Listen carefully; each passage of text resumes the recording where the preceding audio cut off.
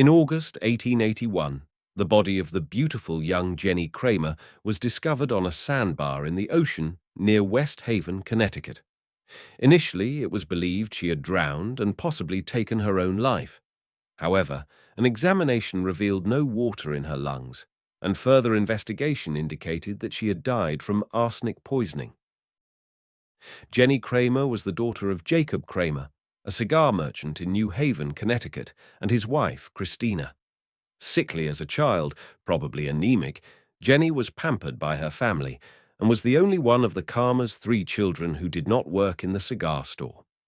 She grew up to be a striking beauty, with dark brown hair and dark blue eyes, and a fair and soft complexion. Jenny Kramer was universally known as the Belle of New Haven. At age 15, Jenny left school, and with her mother's blessing, devoted her time to her appearance and her social life. Jenny had many suitors, and Mrs. Kramer kept a sharp eye on the kind of men who courted Jenny, hoping Jenny could use her beauty as a means to rise in class. Jenny became a notorious flirt, very forward in approaching men who hadn't been introduced to her. She loved having a good time and staying out late, and although she kept her virtue intact, she had a reputation as a fast girl. In 1881, at age 21, Jenny met Jimmy Malley, who was 2 years her senior. Like Jenny, Jimmy liked to dress well and have fun, and still lived at home with his parents. Jimmy worked in his uncle's department store, and Jenny would stop in to flirt with him. Jimmy was soon infatuated with her. Jimmy Malley was especially close to his cousin Walter, son of Edward Malley, owner of Malley's department store and the largest taxpayer in New Haven. Walter was the opposite of Jimmy. Shy and reserved, he preferred art and music to sports and social life. He had attended Seton Hall and Yale, but graduated from neither. Walter showed no ambition and was a disappointment to his father. Walter and Jimmy started visiting New York City regularly, where they encountered a young prostitute named Blanch Douglas at a brothel run by Lizzie Bundy. Born Anna Kearns, Blanche had changed her name after fleeing an abusive stepfather and then an abusive husband. She had only been at Lizzie Bundy's establishment for 2 weeks when she met Walter and Jimmy. Walter fell madly in love with Blanch Douglas, spending 2 or 3 nights a week with her and writing her letters and telegrams when he was not with her. Blanche had no education, and Walter wanted to introduce her to art, literature, and the finer things. Against her better judgment, Blanche agreed to visit Walter in New Haven when his father was out of town. Blanche was overwhelmed by his wealth. Meanwhile, Jimmy was trying to court Jenny Kramer, but she had refused to go riding with him without a chaperone. The solution was to go out together with Walter and Blanche, who were introduced to Jenny as Walter's rich fiancée from Long Island. They would go riding together, going to restaurants and other resorts where young people gathered. The night of July 23rd, 1881, she did not come home until 4 a.m., and Mrs. Kramer was beside herself.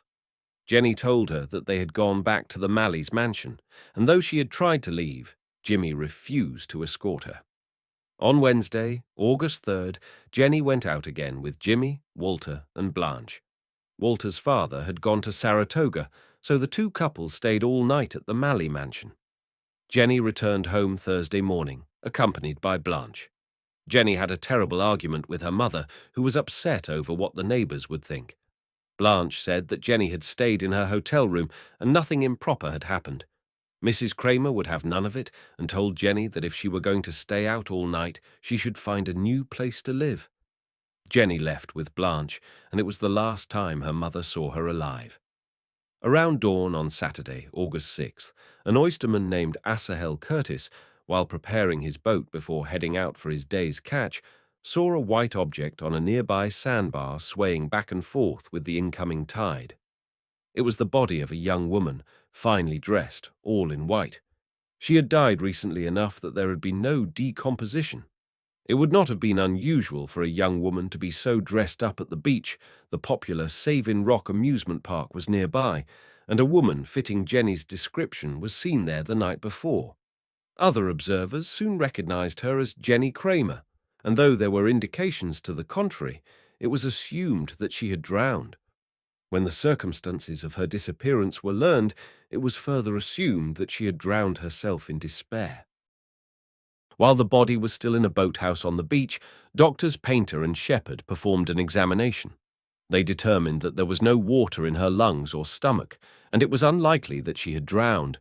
They also found that she had lost her virginity within 24 to 48 hours of her death.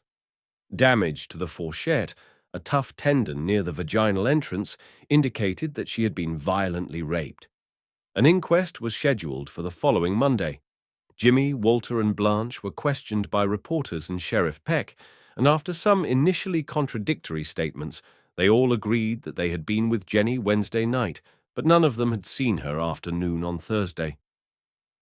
They had not been at Savin Rock Friday night. Edward Malley returned from Saratoga to find his son and nephew implicated in the death of Jenny Kramer. He wasted no time hiring two powerful attorneys to represent the boys and Blanch Douglas and two private detectives to track down clues and witnesses. When confronted by reporters about Walter's relationship with Blanche and the goings-on at the mansion on Wednesday night, he denied any knowledge of Walter ever being with a girl, then added, "Boys will be boys, and you'll find that's all there is to the matter." An autopsy lasting 7 hours yielded no new information. It seemed increasingly unlikely that Jenny Kramer had drowned, yet the cause of death remained a mystery. Several organs were removed and preserved in jars, sparking rumors that doctors were searching for traces of drugs or poison. Many believed Jenny had been drugged with laudanum or chloroform before being assaulted. During the inquest, Blanch Douglas testified that the two couples had been at the Malley mansion on Wednesday night, and she had been too ill to return to her hotel. Walter suggested she stay there, and she convinced Jenny to stay with her. They shared a room and had breakfast together the next morning before Jenny left. After her testimony, Blanche returned to New York. The prosecution realized that speaking with her away from the Malleys was crucial for securing a conviction. However, when they sought her out in New York, they discovered she had provided a false address. She was soon located at Lizzie Bundy's, and her true identity was revealed. Blanche was arrested for perjury and extradited to New Haven. One of the autopsy doctors, Dr. Painter, took a particular interest in the case and advised her to cut ties with the Malleys, fearing they would betray her. Afraid of jail, Blanche agreed to cooperate when Sheriff Peck offered her the option to stay with his family instead of being incarcerated. In several closed-door sessions, Blanche confessed to sorts to the inquest jury. She revealed that she had been part of a scheme to assist Jimmy in seducing Jenny. The night Jenny had stayed out until 4 a.m., they had been in a private room over the Red Cliff restaurant. She and Walter went to another room, and she could hear Jenny crying loudly, "Don't, don't." On Wednesday night, August 3rd, they were at the mansion and got quite drunk on wine. Then, Blanche feigned sickness to get Jenny to stay with her, but they did not stay together. Blanche went with Walter, and Jimmy carried Jenny, kicking and screaming, to another room. That night, she heard loud, frightening screams from that room. She also testified that two men, one of whom was Edward Malley's brother, came to her in New York and asked how much money would convince her to take an ocean liner to Europe for a year or so. But she still insisted that she did not see Jenny Kramer after Thursday at noon, saying, "If you were to hang a rope around my neck, I couldn't say different." A chemical analysis of Jenny's organs had revealed 8/10 of a grain of arsenic distributed among her stomach, esophagus, liver, kidneys, heart, lungs, intestines, and brain, indicating that 2 to 4 grains, a lethal dose of arsenic, had been ingested before death. Jimmy and Walter Malley were arrested for murder on August 15th. The inquest, which began on August 6th, interviewed more than 50 witnesses and lasted until September 3rd.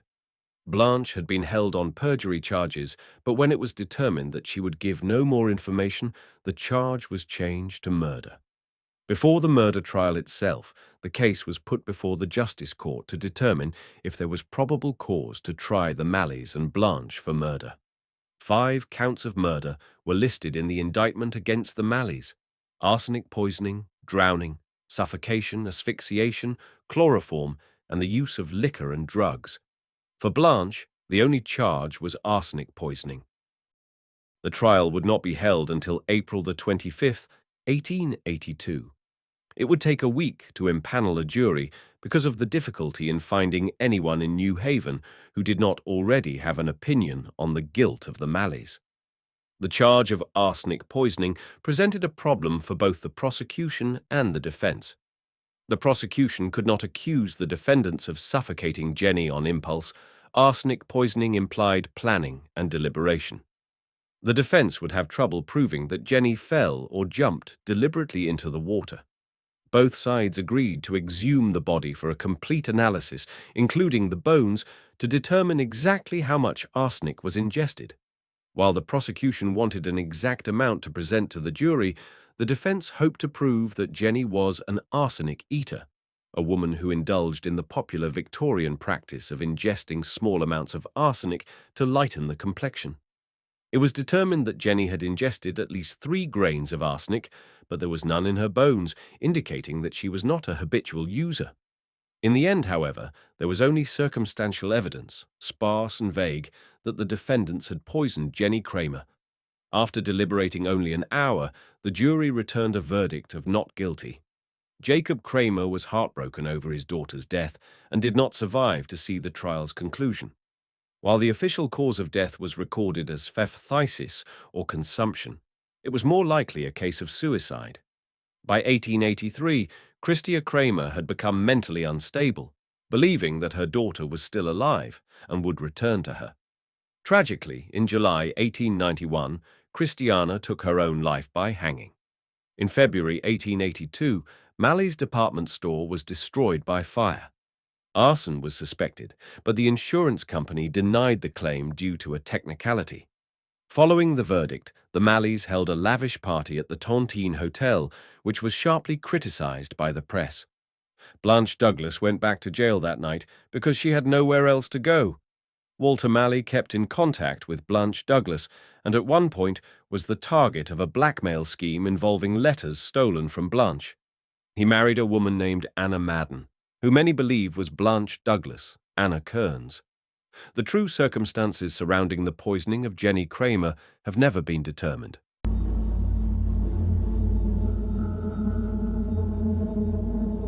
Mary Bateman, the subject of this tragic memoir, was born at Eisenby, in the parish of Topcliffe, near Thirsk, in the North Riding of this county, in the year 1768. Her maiden name was Harker, and her parents, small farmers there, have always maintained a reputable character. So early as 5 years of age, Mary Bateman began to display a knavish and vicious disposition. At that age, she stole a pair of Morocco shoes and secreted them for some months in her father's barn. At length, she brought them out and pretended she had found them, but an inquiry proved that this was only one of those fraudulent devices which so strongly marked her future life. It is not uncommon for children to discover early propensities to vice, but it certainly is the duty of a parent, under the like circumstances, to bring his child before the offended person, and after a full discovery of the little plot, make it ask forgiveness in such a way as shall completely deter it from repeating the same fault. This is the only sure way to eradicate vice and instill the principles of truth and virtue. At so early an age, she forfeited the confidence of her friends, and her subsequent behavior was not calculated to regain it. Many were the frauds and falsehoods which she practiced in her juvenile years. About the year 1780, she left her father's house and became a servant in Thirsk. In that town and neighborhood, she lived in various places and quitted them under very suspicious circumstances. About the year 1787, she left Thirsk for York and lived near a year in that city as a domestic servant. At length, she was detected in some pilfering tricks and left her place in disgrace, leaving behind her both her clothes and wages. From York, she came to Leeds. This was in the year 1788. During the time she had been in service, she had lived with a mantua maker, and being naturally of a very sharp and active disposition, contrived to pick up so much of the art as enabled her to do a little business in that way, mixing with it a certain share of witchcraft and making up the deficiencies of one concern by the productive properties of the other. She was employed as a mantua maker when John Bateman first became acquainted with her. In the year 1792, after a courtship of 3 weeks, they married and strikingly verified the adage that short acquaintance makes long repentance. From this period, she began to make a figure as a thief, a witch, and a smooth-tongued deceiver. As soon as they were married, not having a house of their own, they went into furnished lodgings in High Court Lane, Leeds. Not more than 2 months had passed over their heads before Mrs. Bateman broke open the box of a fellow lodger and stole from it his watch, some silver spoons, and 2 guineas. She got over this affair by restoring the stolen property.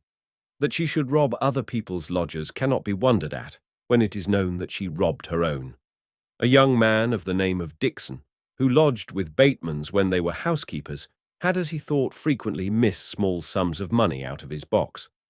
At length 2 guineas disappeared, and a strict inquiry proved that his hostess was the offender. He threatened, and she protested her innocence, but at length agreed to hush up the disgraceful business by returning him his money. In 1806, Bateman joined the followers of the prophetess Joanna Southcott and attended meetings. As part of a Southcottian sect, she created the hoax known as the Prophet Hen of Leeds, in which eggs laid by a hen were purported to have written on them, "Christ is coming," a message believed to precede end times. 3 of these eggs were displayed by Bateman, and members of the public were charged a penny to see them. When the hen was taken away from her, it laid no more prophetic eggs. It was later found that she had written on the eggs using ink and reinserted them into the hen's oviduct. Mary was so busy with her fortune-telling that she invented mythical helpers as part of her fraud. Somehow, by luck and cunning, she managed to keep out of the authorities' grasp, but the case that was to bring her to the gallows involved William Perigo and his wife, Rebecca, née Stockdale. In the spring of 1806, Rebecca Perigo became convinced she was possessed by an evil spirit. She was told about Mary Bateman and asked her to help get rid of it.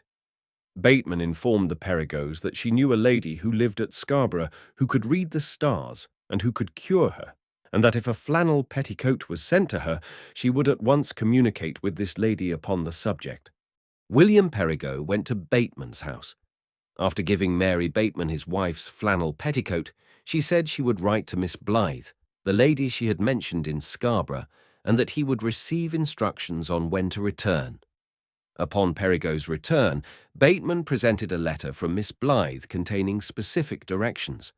The letter ordered that Mary Bateman go to Perigo's home in Bramley with 4 guinea notes, which she was to sew into the corners of the bed where the sick woman slept.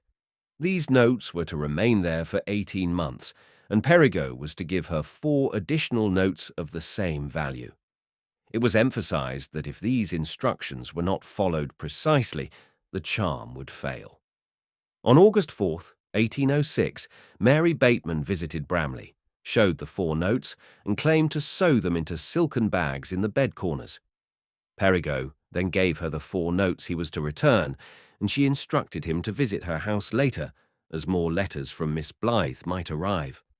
2 weeks later, another letter instructed that 2 iron horseshoes be nailed to the Perigo's door, and that the pincers used should be sent to Scarborough to be kept by Miss Blythe for the previously mentioned 18 months. The gullible couple handed over money and gifts intended for Miss Blythe, whom they had never met. When they began to inquire further, they received letters instructing them to eat puddings mixed with a powder provided by Bateman, threatening them with a terrible fate if they did not comply. Tragically, the powder was poisonous. The couple consumed the puddings for 5 days, but on the 6th day, William Perigo could only manage a spoonful. His wife, Rebecca, ate the entire portion and died in agony. During Bateman's trial, William described his symptoms: a violent heat from his mouth, blackened lips, and an intense headache, while Rebecca suffered even worse. Her tongue swelled so much that she couldn't close her mouth and was perpetually thirsty. Rebecca died on May 24th, 1807, her last words urging her husband not to act rashly with Mary Bateman, but to wait for the appointed time. Astonishingly, it took until October 19th, 1808, over 2 years after he first met Bateman and 18 months after his wife's death, before Perigo decided to check for the guinea notes supposedly sewn into their bed. To his shock, he found only rotting cabbage leaves, waste paper, and a few old farthings. Realizing he had been deceived, he arranged to meet Mary Bateman under the guise of needing medicine. During this meeting, she was arrested by William Duffield, the chief constable of Leeds. A search revealed a vial of arsenic in her pocket, suggesting she intended to use it to eliminate William Perigo, as her powders had already killed his wife, but not him. Mary Bateman's trial for the willful murder of Rebecca Perigo took place at York Castle on Friday, 17 March 1789. The trial lasted all day, the chief witness being William Perigo. It took the jury only a few minutes to find her guilty. The judge sentenced Mary Bateman to the gallows. But even then, the drama wasn't over. There was yet another dramatic twist in the tale. In the end, Mary tried to weave her spells. After being sentenced to death, when asked by the clerk of the court if she had anything to say, she claimed she was 22 weeks gone with child, and at that time it was not legal for a woman in an advanced state of pregnancy to be hanged. The judge, Sir Simon le Blanc, on hearing this, ordered a jury of matrons to be impanelled to examine Bateman. Several lady spectators present attempted to leave to avoid this duty.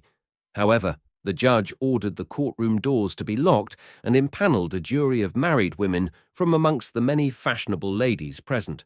Again, she was found to be lying and not enceinte, as a contemporary phrase put it.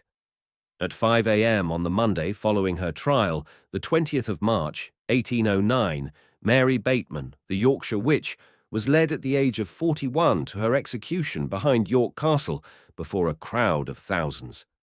The crowd was so large because the belief had become widespread that somehow Bateman would cheat justice. Indeed, there were many supporters of Mary Bateman from Leeds who believed in her innocence and who believed that an angel would descend and remove her from the gallows. Large crowds lined the route from York to Leeds when the body of the Yorkshire witch was returned after her execution to the city where she had ruined so many lives. Her body was handed over to Leeds Infirmary for dissection, as was frequently the custom in those days with executed murderers. Such was the morbid fascination with the witch that her body was put on show.